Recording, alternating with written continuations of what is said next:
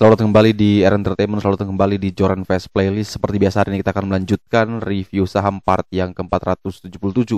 Namun sebelumnya bagi teman-teman yang mungkin belum subscribe channel YouTube ini, sekali lagi jangan lupa tekan tombol subscribe, nyalakan lonceng notifikasinya agar teman-teman tidak pernah ketinggalan informasi-informasi terbaru dari channel ini. Di part yang ke-477 kali ini kita akan kembali mereview ada 6 saham, di mana ini saya ambil random dari sektor properti. Ya, ada juga beberapa kontraktor di sini, yaitu ada APLN, ada BES, ada DILD, ada GPRA, ada Demas, dan ada saham NRCA. Kita masuk ke saham pertama yang akan kita review kali ini adalah saham Agung Podomoro Land dengan kode emiten APLN, di mana saham APLN ditutup minus 1,67% di harga 118 dalam perdagangan hari Jumat kemarin. Kalau teman-teman bisa perhatikan bahwa di sini APLN memiliki level support paling kuat saat ini di 108 dan ada resist paling kuat saat ini di 126. Namun di antara itu dia juga dikawal oleh beberapa level bantuannya, yang mana di sini ada di sekitaran level 116-117 sebagai area semi support bantuannya.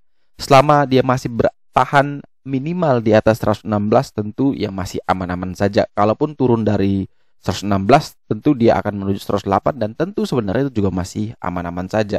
Jadi kalau teman-teman yang mau atur strategi entry di APLN tentu boleh ya. Ini kita boleh membeli misalkan di 116, 117 boleh kita ambil.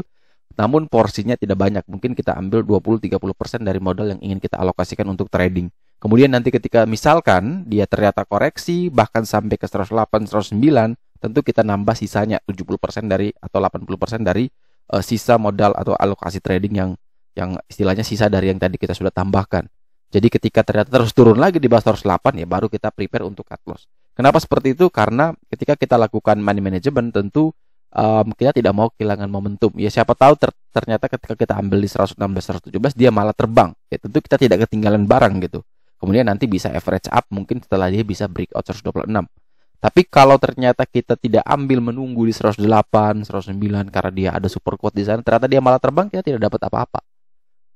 Jadi itu adalah strategi buy bagi seorang trader yang mana ketika dia masih berada di tengah-tengah tentu menarik kita lakukan strategi, kita memecah, kita split pembelian kita, yaitu dengan membeli mungkin porsi lebih kecil dan semakin ke bawah mendekati support kita beli dengan nominal yang jauh lebih besar dari porsi entry awal. Karena ini bertujuan agar average-nya itu bisa turun dan bisa dekat dengan 108, 109 dan tentu ketika dia rebound kembali naik ke harga kita di 117 kita udah profit. Nah, itu bagian dari strategi dalam money management sebuah trading. Jadi kalau teman-teman yang mau membeli tentu boleh, tapi ingat sekali lagi porsinya kecil, kemudian kalau ternyata dia turun ya silakan nambah lagi, yang penting dia masih kuat bertahan di 108. Kemudian target kenaikan terdekat adalah menuju ke 126. Kalau kita perhatikan dari tren ini merah, kuning, kemudian jadi hijau, sebenarnya ini masih bagus. Namun kalau kita perhatikan bandar flow ya warna putih, akumulasinya ini tidak sebanyak hari kemarin, tapi ya masih bagus ya. Dalam artian APLN masih belum ada tanda-tanda distribusi. Tentu ini masih menarik untuk kita perhatikan bersama. Selanjutnya kita punya saham Bekasi Fajar Industrial Estate, di mana BES ditutup minus 0,95% di harga 104. Ya, BES ini bisa kita perhatikan saat ini masih berada di bawah area resist paling kuatnya di 106, dan tentu jauh lebih menarik kalau misalkan BES ini bisa naik lagi di atas 106 ya. Ketika dia breakout 106 tentu potensinya cukup lebar bahkan sampai 116. Jadi selama dia masih belum naik di atas 106 tentu kita jangan dulu entry. Sekali lagi jangan dulu entry di kondisi chart hari ini ya. Karena nanti besok lusa mungkin ya kalau chartnya bergerak lagi waktu ada candle hari nambah dia akan adjust. Karena dia ini hanya menyesuaikan beberapa hari belakangan. Jadi dia akan terus update yang paling terbaru. Oleh sebab itu ya patokan kita juga harus update. Namun di chart hari ini tentu ya harus breakout dulu dari 106. Itu baru menarik ya untuk hari Senin nanti. Jadi kalau teman-teman yang mau membeli ketika BES bisa breakout 106 silakan pertimbangkan buy on breakout 106, cut loss di bawah 103, target kenaikan menuju 115, 116 itu bisa menjadi target. Dari tren ini sudah mulai menarik ya, dari merah ke kuning tentu ini bagus. Namun dari bandar flow ya bisa kita lihat merahnya masih mendominasi ya, masih tebal, sehingga tentu kita harapkan merah ini mulai menurun, melandai. kuningnya lebih banyak, kemudian muncul putih. Nah, ketika kuningnya lebih menguasai, tentu ini sudah bisa kita ambil. Contoh kuning melandai itu seperti ini ya. Teman-teman bisa perhatikan kuningnya mulai turun. Nah, ini yang disebut kuning melandai, tapi warna merahnya semakin hilang. Ini menarik. Tapi kalau ini kan masih banyak warna merahnya, tentu ini masih belum menarik. Atau dalam bandarmologi bilangnya masih ada distribusi yang cukup kuat. Walaupun sudah mulai ada perlawanan ya dari warna kuning itu. Selanjutnya kita punya saham Intiland Development, di mana saham DILD ditutup minus 0,69% di harga 144. DILD masih berada konsolidasi sideways ya, masih sideways terus. Kemudian kalau kita perhatikan ya, dia masih bertahan di SSR 1 144. Namun ada satu level pentingnya resist di 147 yang wajib untuk dia lewati. Kemudian kalau itu bisa dilewati, dia juga harus lewat 152. Kalau dua-dua itu 147 dan 152 bisa dilewati, tentu ini bagus sekali buat DILD. Tapi kalau ya selama dia masih belum naik di atas itu, ya tentu dia akan masih terus konsolidasi. Ya, kalau teman-teman yang mau spek buy juga bisa beli sebenarnya di harga 144 ini sebenarnya sudah bisa beli. Boleh pasang SL di bawah 140, target terdekat 147 sampai dengan 152. Tapi kalau ada yang mau menunggu konfirmasi, ya jauh lebih baik menunggu naik di atas 147 baru kita mau entry. Tapi ya bebas-bebas saja, tergantung strategi masing-masing. Dari trennya memang ini sudah merah, kuning ke hijau, kemudian kembali ke putih, ya ada indikasi dia mau pembalikan arah. Ya, warna putih muncul itu artinya ada indikasi pembalikan arah. Kemudian kalau dia dari merah ke kuning, artinya juga kuning ini mengindikasikan ada pembalikan arah dari downtrend menuju uptrend. Kalau putih yang keluar, maka ada indikasi dari uptrend mau ke downtrend. Jadi yang bagus itu sebenarnya adalah hijau, yang jelek merah. Kemudian sinyal untuk membalikan itu ada di warna kuning dan ada di warna putih ya. Itu cara bacanya. Kemudian dari Van der Flow ya, sebenarnya 3 hari ini menarik ya, warna putih ya mendominasi. Putih artinya akumulasi kuat. Kemudian hari kemarin dia mulai muncul warna hijau, artinya mulai ada distribusi walaupun masih kecil. Tentu ini masih menarik sebenarnya dari Van der Flow ya, masih terus akumulasi. Sehingga kalau teman-teman yang mau membeli, ya boleh dipakai 144, 145 sebagai area beli. Kemudian cut loss atau batasi SL-nya di bawah 140. Selanjutnya kita punya saham Perdana Gapura Prima dengan kode emiten GPRA, ditutup stagnan di harga 78. GPRA ini masih berada di atas support paling kuatnya di 77. Tentu ini masih menarik. Di GPRA masih dikawal beberapa level pentingnya ada di 77, SSR 2, ada juga SPK di 77, kemudian ada SSR 1 di 75. Tentu 3 level support ini masih mengawal cukup ketat GPRA, sehingga kita bisa katakan ini cukup kuat bagi GPRA. Namun hati-hati ketika turun di bawah 77, maka ada potensi dia ke 75. Kalau 75 pun tidak mampu bertahan, maka rawan buat GPRA. Jadi kalau teman-teman yang ingin membeli, maka bisa pakai support 77, support paling kuatnya saat ini. Silakan beli 77, 78, kemudian batasi SL di bawah 75 dengan target kenaikan menuju ke 85, yang mana itu merupakan area RPK atau resist paling kuatnya saat ini. Kemudian dari tren ya sudah dari merah langsung ke hijau, ya artinya tren dari downtrend kemudian dia berubah menjadi mulai ke uptrend. Kemudian dari Van der Flow sebenarnya ini masih tipis ya, belum ada volume yang berarti, masih sangat kecil. Walaupun kita lihat di sini ada putih-putih mulai muncul, artinya akumulasi kecil itu mulai ada, namun tidak begitu besar ya. Kemudian kita ada saham berikut, yaitu saham Pura Delta Lestari Tbk, di mana saham dengan kode emiten DEMAS ini ditutup minus 0,54% di harga 185. DEMAS juga masih berada di bawah area resist paling kuatnya, yaitu kalau kita bisa perhatikan ya, resistnya saat ini berada di 189. Ya, kalau teman-teman perhatikan resist ada di 189. Di sini SPK, yang mana SPK kan kepanjangan dari support paling kuat. Namun karena dia berada di atas ya, sedangkan penutupannya di bawah, SPK ini berubah jadi resist paling kuat. Jadi itu kita fleksibel.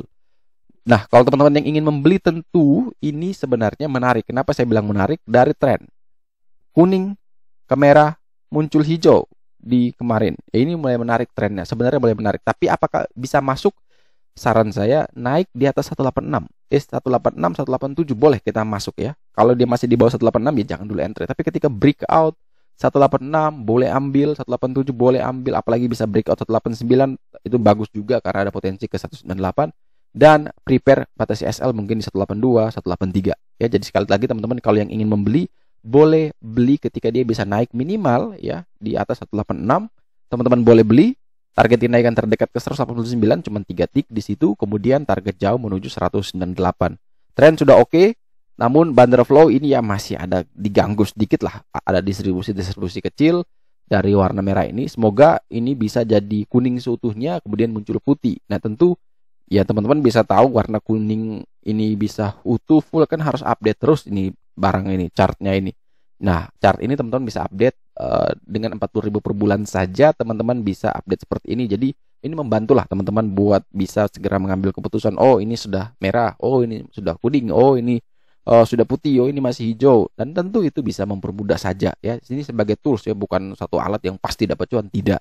Ya, ini hanya sebagai tools. Kalau teman-teman rasa bermanfaat dengan ya review-review selama ini, ya sudah, daripada menunggu sahamnya diupdate mungkin seminggu lagi, ya lebih baik kan update setiap hari, bisa pantau terus setiap hari. Nah, tentu ini teman-teman bisa akses dengan 40.000 per bulan. Kenapa? Ya karena saya juga bayar server ya. Ini servernya kita harus ambil data feed yang pertama biar real time. Itu yang mahal sebenarnya. Jadi untuk menutup cost itu ya kita charge bersama ya 40.000. Kalau saya mau cari untung ya bisa juga saya buat 500.000 satu bulan, 300.000 satu bulan. Tapi kan buat apa? Ini hanya tools yang membantu kita, mempermudah kita. Jadi saya hanya mau mempermudah teman-teman.